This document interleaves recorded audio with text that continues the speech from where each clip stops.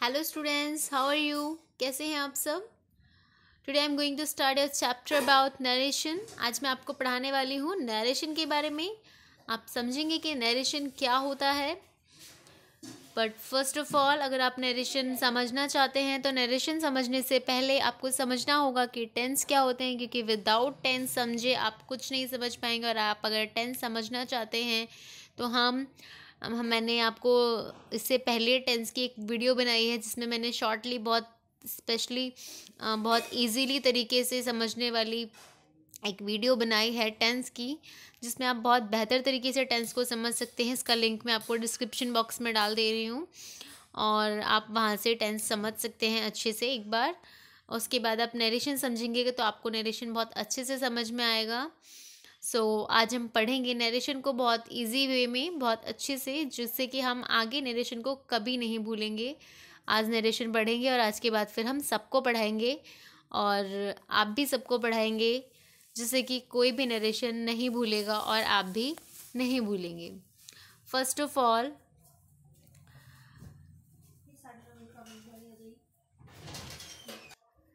लेकिन इससे पहले मैं आपको बता दूं कि अगर आपने मेरे चैनल को लाइक एंड सब्सक्राइब और शेयर नहीं किया है तो सबसे पहले आप सब्सक्राइब करें एंड लाइक करें एंड देन शेयर करें मेरे चैनल को। Okay, let's start our topic. First of all we have to know what is narration. Narration actually क्या होता है, नरेशन का मतलब क्या होता है। अगर नरेटर के एकदम लिटरल हिंदी मीनिंग पर जाएं तो नरेशन का मतलब होता है वर्णन करना। ठीक है, नरेशन का मतलब क्या होता है? वर्णन करना। मतलब किसी भी चीज़ को एक्सप्लेन करना, वर्णन करना, क्या होता है? नरेशन। ठीक है, तो एज वी नो नरेशन का मतलब होता है वर्णन करना, मतलब कुछ बताना, कुछ कहना, यानी कोई कथन हो सकता है। ठीक है, तो अब ये दो टाइप के हो सकते हैं, एक होता है डायरेक्ट और दूसरा होता है इनडायरेक्ट। ठीक है, अब डायरेक्ट का मतलब अब हम देख सकते हैं, इसमें वर्ड में ही पता चल रहा है कि कोई डायरेक्ट बात हो रही है, और इनडायरेक्ट यानी कोई बात इनडायरेक्टली हो रही है। ठीक है, अब कोई बात डायरेक्टली हो रही है या इनडायरेक्टली हो रही है तो उस पर डिपेंड करता है ना कि वो बात कहीं कैसे जा रही है, कि वो बात डायरेक्टली भी है और या इनडायरेक्टली है। ठीक है, तो मैं आपको एक सिंपल से एग्जांपल से समझाना स्टार्ट करूँगी। पहले first of all, as we can see here example, he said we are going to Agra. ठीक है, उसने कहा कि हम जा रहे हैं कहाँ? आगरा, कि हम आगरा जा रहे हैं। ठीक है, उसने कहा। अब यहाँ इन्वर्टेड कॉमा के अंदर जो आप सेंटेंस देख रहे हो, ये वाला, ठीक है, और ये वाला, दो अलग अलग एक तरीके से सेंटेंसेस हैं। ठीक है, मतलब ये तो होता है हमारा रिपोर्टिंग वर्ब। ठीक है, ही सैड, उसने कहा, और ये रिपोर्टेड स्पीच। ठीक है, जैसे कि मैंने कई बार देखा है बच्चे क्या करते हैं, कंफ्यूज होते हैं किन चीज़ों में। वो इस चीज़ में कंफ्यूज रहते हैं कि कौन सा रिपोर्टेड वर्ब होगा और कौन सा रिपोर्टिंग स्पीच होगा। तो मैं सबसे पहले बता दूं कि रिपोर्टेड स्पीच और रिपोर्टेड वर्ब में डिफरेंस देखो। ये जो रिपोर्टेड वर्ब है, जैसे कि आपका लिखा होता है ही सैड, शी सैड, ये सारी चीज़ें रिपोर्टेड वर्ब होती हैं। ठीक है, और इसके अलावा जैसे कि we are going to Agra, अब ये किसी की कही हुई बात है। स्पीच का मतलब क्या होता है? कुछ बोला गया। ठीक है, कोई बात, कोई कथन। ठीक है, तो वो जो बोली गई बात है वो रिपोर्टेड स्पीच होगी, और उसे जो कहने वाली बात है वो रिपोर्टेड वर्ब होगी। मैं आपको बहुत सिंपल लैंग्वेज में, आपकी और मेरी भाषा में समझा रही हूँ। यहाँ कोई इंग्लिश की लैंग्वेज, प्रॉपर कोई बुक की लैंग्वेज नहीं यूज़ हो रही है। ठीक है, तो आपकी और मेरी भाषा है ये सिंपल वाली, जिसे आप बहुत बेटर समझ सकते हैं। और मैं इसके आगे बढ़ूँगी। अब थोड़ा सा आपको और समझाने की कोशिश करूँगी। सबसे पहले हम पढ़ते हैं क्या? Assertive sentence. सबसे पहले हम क्या पढ़ेंगे? Assertive sentence. एजर्टिव सेंटेंस क्या होता है?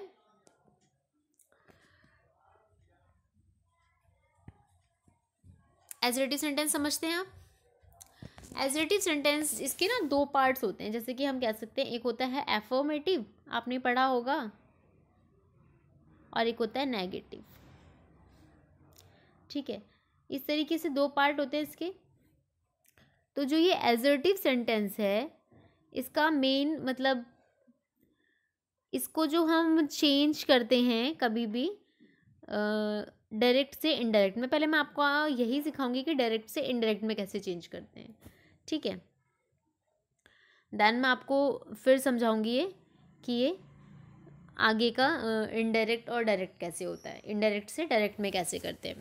तो सबसे पहले हम समझेंगे एजर्टिव सेंटेंस। तो हम इसका सबसे पहला रूल देखते हैं, जो सबसे मोस्ट इम्पॉर्टेंट रूल है, to remove inverted commas and join two clauses that is used as a conjunction. मतलब पहले तो हम इन्वर्टेड कॉमास को रिमूव कर देते हैं, उसके बाद दोनों क्लॉजेज को ज्वाइन करते हैं इस दैट कंजक्शन को यूज़ करके। ये हाईलाइटेड वर्ड दिख रहा है आपको, that.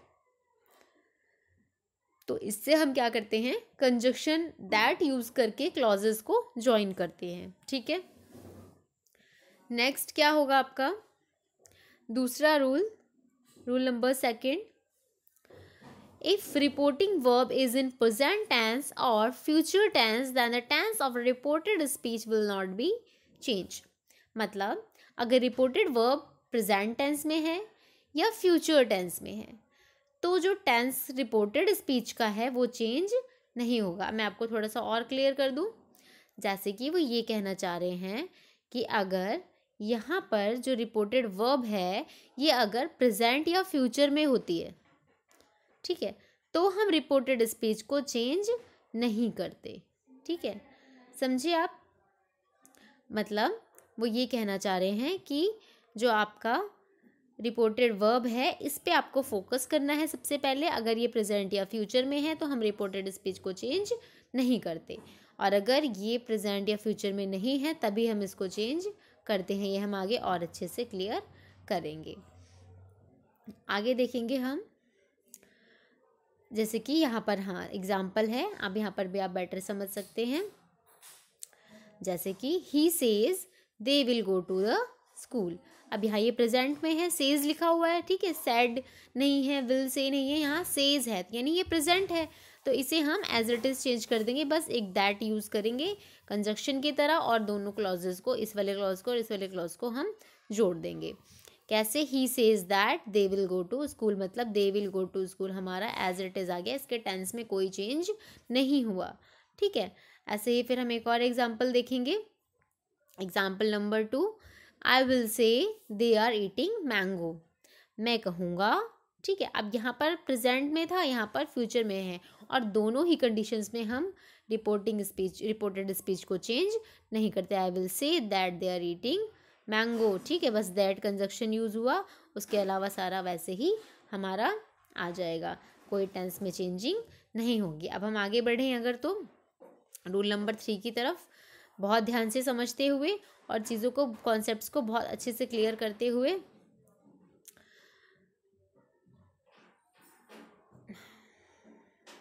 Rule number 3, if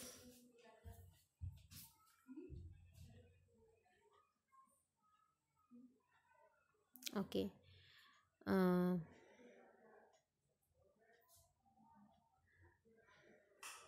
wait okay if reported verb is in past tense then the tense of reported speech will be changed। जैसा कि मैंने आपको बताया कि प्रेजेंट और पास्ट में, प्रेजेंट और फ्यूचर में जो रिपोर्टेड स्पीच का टेंस है वो चेंज नहीं होता, लेकिन if reported verb is in past tense, अगर रिपोर्टिंग वर्ब पास्ट टेंस में है देन तो हम tense of reported speech will be change. तो टेंस रिपोर्टेड स्पीच का जो टेंस होता है वो चेंज हो जाता है। अब वो कैसे चेंज होता है ये हम देखेंगे। Present indefinite tense past indefinite में चेंज हो जाता है। प्रेजेंट कंटिन्यूअस पास्ट कंटिन्यूअस में चेंज हो जाता है। यहाँ पर आप थोड़ा सा एडिट करेंगे, कंटिन्यूअस आएगा यहाँ पर, ठीक है, ये यहाँ पर शो हो रहा है, ठीक है। तो जो हमारा पास्ट प्रेजेंट कंटिन्यूअस है वो पास्ट कंटिन्यूअस में हो जाएगा, और इसके बाद आपका प्रेजेंट परफेक्ट पास्ट परफेक्ट में, present perfect continuous present perfect continuous में। ठीक है, तो इस तरीके से प्रेजेंट के चारों पार्ट्स अगर चेंज होंगे तो वो किस में हो जाएंगे, पास्ट के चारों पार्ट्स के अंदर। ठीक है, आई होप यू बेटर अंडरस्टैंड कि प्रेजेंट के चारों यानी इंडेफिनिट, कंटिन्यूअस, परफेक्ट और परफेक्ट कंटिन्यूअस सभी किस में चेंज हो जाएंगे, पास्ट के सभी टेंसेस में। ठीक है, as it is. Now you clear, is it clear? Okay, now let's we understand with examples. तो अब मैं आपको थोड़ा एग्जाम्पल से समझाऊंगी। He said, wait, okay, let's start. Okay, he said Ram has completed his work. उसने कहा कि राम ने अपना काम जो है वो कंप्लीट कर लिया है।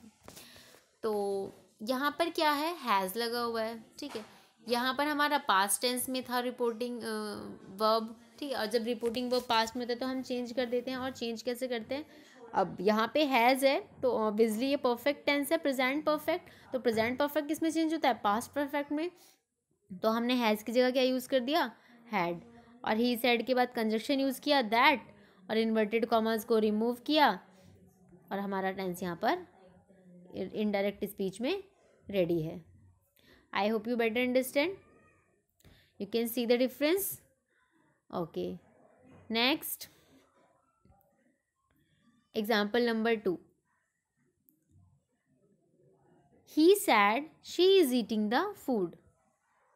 ओके, तो अब यहाँ पर भी वही हो जाएगा। यहाँ पर प्रेजेंट कंटिन्यूअस है, इज है, आईएनजी लगा हुआ है। ठीक है, तो ये प्रेजेंट कंटिन्यूअस है, तो हम इसको किस में चेंज करेंगे, पास्ट कंटिन्यूअस में।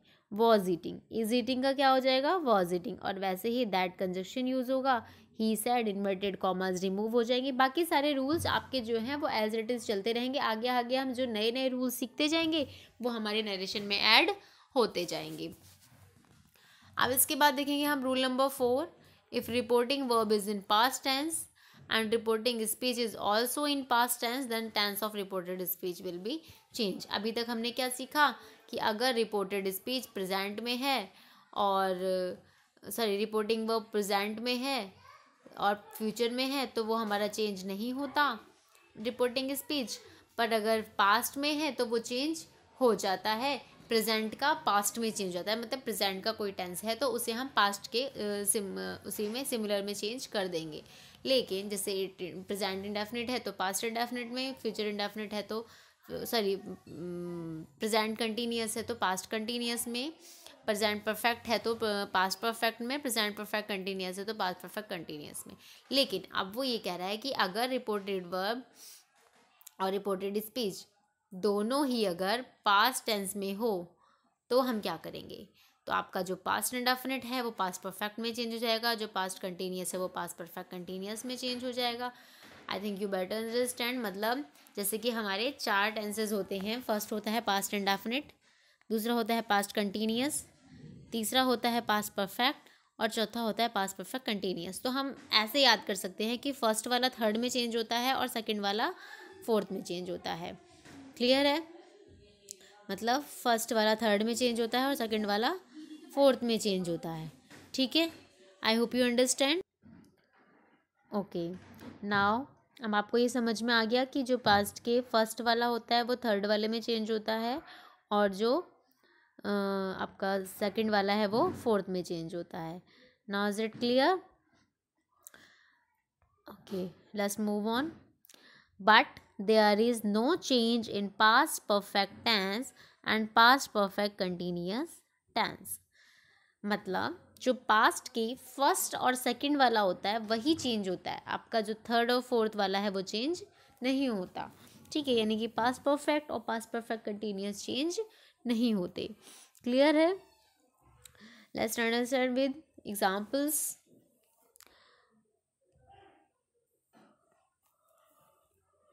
as we can see here, um, as we can see here, they said she was eating the food. ठीक है, तो ये है हमारा पास्ट कंटिन्यूअस। तो जैसा कि मैंने बताया सेकंड वाला फोर्थ में चेंज होता है, तो वॉज की जगह हम यूज़ कर लेंगे हैड बीन, ठीक है, and other thing will as it is, बाकी चीज़ें वैसे की वैसे ही होंगी। The teacher said they had gone from here. अब ये पास्ट परफेक्ट है। पास्ट परफेक्ट भी किस में चेंज होगा आपका? पास्ट परफेक्ट आपका चेंज हो जाएगा यहाँ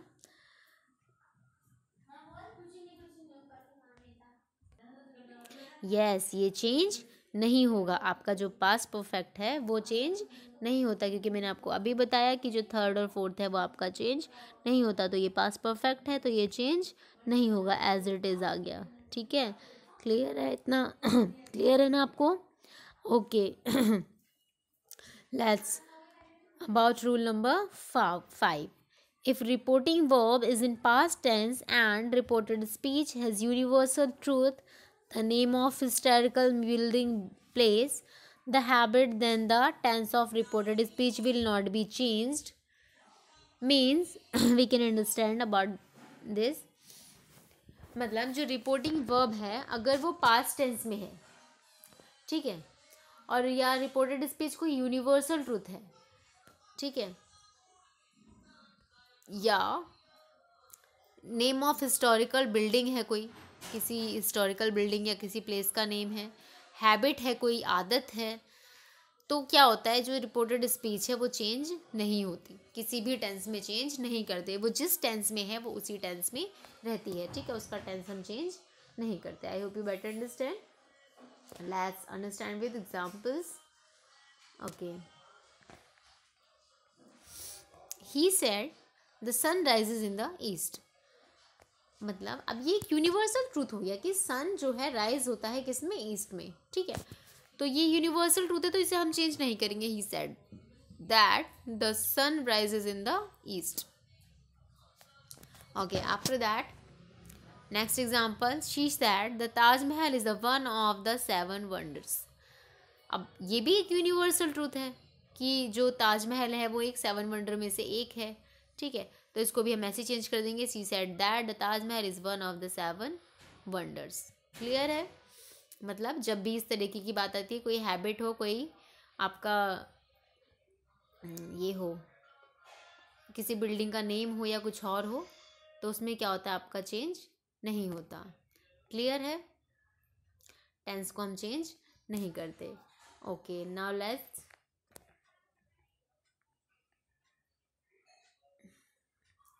okay, if reported verb is in past tense and reported speech as, मतलब इस तरीके से अगर यहाँ पे आपको मॉडल्स मिल जाते हैं लिखे हुए टेंस में, तो आपको क्या करना है? अगर आपको कैन मिलता है तो उसे हम कुड में चेंज कर देते हैं, मे है तो माइट में चेंज हो जाएगा, विल है तो वुड में चेंज हो जाएगा, और शैल है तो वो शुड में चेंज हो जाएगा। ओके, तो let's understand with examples. He said they can go to the market. तो कैन कैसे चेंज करेंगे हम? He said that they could go to the market. ठीक है, बाकी आप देखते जाएंगे वही सारे रूल्स आ रहे हैं। आपका दैट कंजक्शन यूज़ हो रहा है, इन्वर्टेड कॉमा रिमूव हो रहे हैं। ठीक है, एजर्टिव में आपका भी यही सिंपल चलेगा। ठीक है, जब आप इन चीज़ों को अच्छे से समझ जाएंगे तो आपको नेक्स्ट में समझाऊंगी कि आगे कैसे होगा, आगे क्या क्या रूल्स कैसे कैसे चेंज होंगे। ठीक है, अब इसके बाद आता है कि if reporting verb has an object. अगर रिपोर्टिंग वर्ब में, अभी तक रिपोर्टिंग वर्ब क्या होता था? He says, he said. ठीक है, अब इसमें कोई ऑब्जेक्ट नहीं होता था। ठीक है, बस सब्जेक्ट है, उसके बाद वर्ब है, सब्जेक्ट है, फिर वर्ब है। ठीक है, तो अब हमारे पास क्या होगा? रिपोर्टिंग वर्ब में क्या होगा? ऑब्जेक्ट भी होगा। ठीक है, सेज टू चेंज हो जाएगा टेल्स में, से टू चेंज होगा टेल में, सेड टू चेंज होगा टोल्ड में। ठीक है, मतलब क्लियर है आपका? सेज वाला टेल्स में, से टू टेल में, और सेड टू टोल्ड में। ठीक है, आप थोड़ा सा एग्जांपल देख लेते हैं हम इसके। They said to me she is writing a letter. उसने मुझसे कहा कि वो क्या लिख रही है, एक लेटर लिख रही है। They told me that she was writing a letter, मतलब सेड टू का क्या बन गया, टोल्ड बन गया। ठीक है, अब यहाँ पर देखेंगे हम ऊपर वाली चीज़ें, जैसे कि प्रेजेंट कंटिन्यूअस था तो पास्ट कंटिन्यूअस में चेंज किया। ठीक है, क्लियर है इतना, कोई कन्फ्यूज़न नहीं है? ओके, अब हम सीखेंगे कि पर्सन को कैसे चेंज किया जाता है। पहले तो आपको ये पर्सन्स पता होना चाहिए। ठीक है, आई, मी, माई ये first person, we, us, our ये भी फर्स्ट पर्सन है। ठीक है, ये सारे क्या हो गए हमारे फर्स्ट पर्सन। इसके बाद देखेंगे हमारे सेकंड पर्सन में क्या क्या आता है, यू, योर। थर्ड पर्सन में he, him, his, she, her, it, its, और दे, देम, देयर। ठीक है, अब देखो ये चेंज कैसे होता है। First person of reported speech is change according to subject of reporting verb. मतलब वो कह रहा है कि जो फर्स्ट पर्सन है वो किसके अकॉर्डिंग चेंज होता है, सब्जेक्ट ऑफ रिपोर्टिंग वर्ब। यानी कि सब्जेक्ट की बात हो रही है तो किसकी बात हो रही है, वो कह रहा है कि अगर जैसे कि हम चेंज करते हैं, मैं आपको एक एग्जांपल लिख के बताती हूँ इससे better, wait, okay,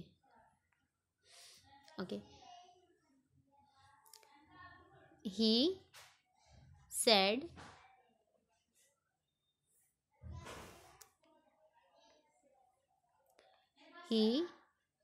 said to me। ठीक है, यहाँ हमारा कॉमा लग गया, I am not going to school. ठीक है, अब देखो इस टेंस में क्या हो रहा है, वो कह रहा है कि जो फर्स्ट पर्सन है रिपोर्टेड स्पीच का, यानी कि आई, यानी कि बात किसकी हो रही है, आई वर्ड की, इसकी। अब ये जो चेंज होगा किसके अकॉर्डिंग चेंज होगा, सब्जेक्ट ऑफ रिपोर्टिंग वर्ब, यानी कि इसके अकॉर्डिंग। रिपोर्टिंग वर्ब ये है, यहाँ से यहाँ तक, ये सब्जेक्ट है, ये ऑब्जेक्ट है, तो ये जो आई है ये किसके अकॉर्डिंग चेंज होगा, इसके अकॉर्डिंग। मतलब अगर यहाँ ही लिखा है तो जब हम चेंज करेंगे तो क्या लिखेंगे, इसके अकॉर्डिंग इसको चेंज करेंगे। ठीक है, आगे देखते हैं हम। Second person of reported speech is change according to the object of reporting verb. ठीक है, मतलब वो कह रहा है कि जैसे कि मैंने लिखा था, he said to me I am going to school. ठीक है, अब वो क्या कह रहा है कि जो इसका सेकंड पर्सन है, वेट, जैसे कि मैंने लिखा ही सैड टू मी, और यू वर नॉट ईटिंग। कोई भी सेंटेंस हो सकता है, मुझे मेरा मोटिव था यहाँ पर सेकंड पर्सन लिखना।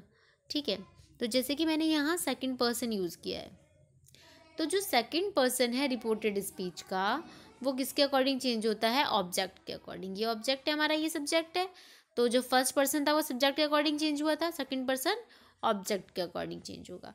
और जो थर्ड पर्सन होता है हमारा, यानी कि ये वाला जो थर्ड पर्सन है रिपोर्टिंग स्पीच का, डज नॉट चेंज, वो चेंज नहीं होता। क्लियर है? आगे देखेंगे हम रूल नंबर 9। आज हम यहीं तक पढ़ेंगे, रूल नंबर 9 तक।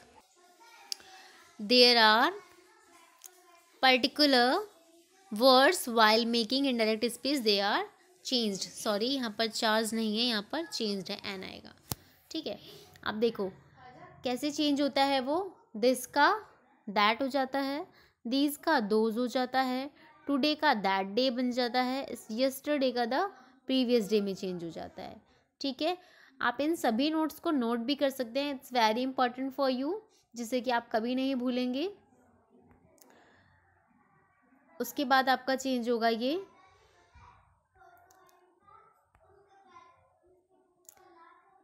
Tomorrow, the next day, tonight, that night, here का देयर, थस का सो, एगो का बिफोर, ठीक है।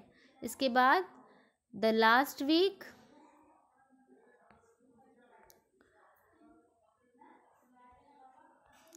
The previous day, the last week, last month, last year, इसमें से कुछ भी है तो हम क्या करेंगे, the previous day, the previous week, the previous month, the previous year, मतलब वो प्रीवियस वर्ड ऐड हो जाता है उसमें। जहाँ द लास्ट रहता है वहाँ प्रीवियस वर्ड यूज़ हो जाता है, ठीक है। इसी तरीके से next day, week, month, year, मतलब नेक्स्ट डे है, नेक्स्ट वीक है, नेक्स्ट मंथ है, नेक्स्ट ईयर है, तो the following day, the following week, the following month, the following year. इसके बाद है आपका हैंड्स, देंस में चेंज हो जाएगा, नाउ देन में चेंज हो जाएगा, ठीक है। तो आई होप आपको आज ये इतना बहुत अच्छे से समझ में आया होगा। अगर आपको ये बहुत अच्छे से समझ में आया है तो आप like and comment and share ज़रूर करें। इसके बाद मैं आपको कल पढ़ाऊंगी आपका इंटेरोगेटिव सेंटेंस। तब तक आप इसको बहुत अच्छे से समझेंगे, पढ़ेंगे, रिविज़न करेंगे और इसको अच्छे से समझने की कोशिश करेंगे, जिससे कि आप कभी नहीं भूलेंगे। और आप मेरे चैनल को सब्सक्राइब करें अगर आपने अभी तक नहीं किया है, और इसे अपने फ्रेंड्स के साथ ज़्यादा से ज़्यादा शेयर करें, जिससे कि हमें मोटिवेशन मिले। आपके लाइक करने से, आपके शेयर करने से, आपके सब्सक्राइब करने से हमें मोटिवेशन मिलता है, और इस मोटिवेशन से मैं और ज़्यादा आपको इसी तरीके से आपकी सिंपल लैंग्वेज में इंग्लिश पढ़ाती रहूँगी। अपना सपोर्ट दीजिए। Thank you so much.